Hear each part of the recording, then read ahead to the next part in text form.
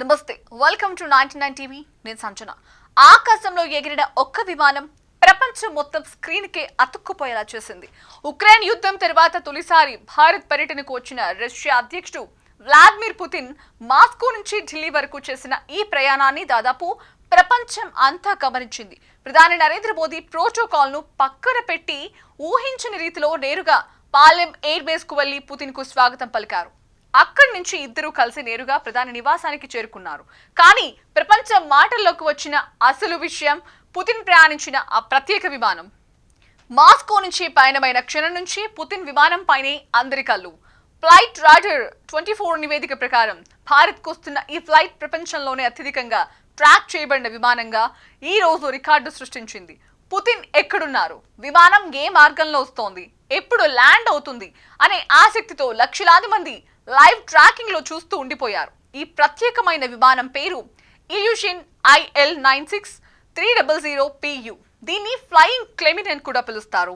బయటకు సాధారణ విమానంలా కనిపించిన లోపల మాత్రం రష్యా శక్తికి ప్రతీకలా ఉంటుంది.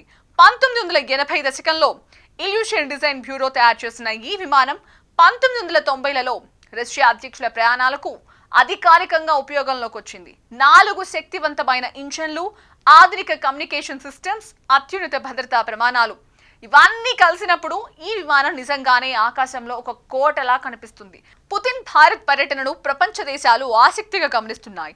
ఇండియా రష్యా సంబంధాలు, రాబోయే కీలక ఒప్పందాలు, వ్యూహాత్మక చర్చలు ఇవన్నిటిపై అంతర్జాతీయంగా దృష్టి నిలిచింది.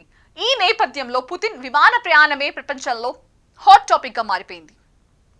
రష్యా అధ్యక్షుడు పుతిన్, భారత్ ప్రధాని మంత్రి నరేంద్ర మోదీ ఢిల్లీలో 2 రోజుల పాటు కీలక చర్చలు జరుపుతున్నారు.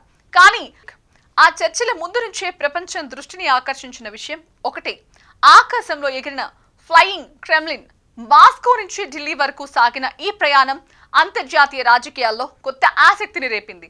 పుతిన్ ప్రయాణం కేవలం పర్యటన కాదు, అంతర్జాతీయ సంబంధాల దిశను మార్చే చర్చలకు స్టార్ట్ సిగ్నల్ అయిందని నిపుణుల అంచనా.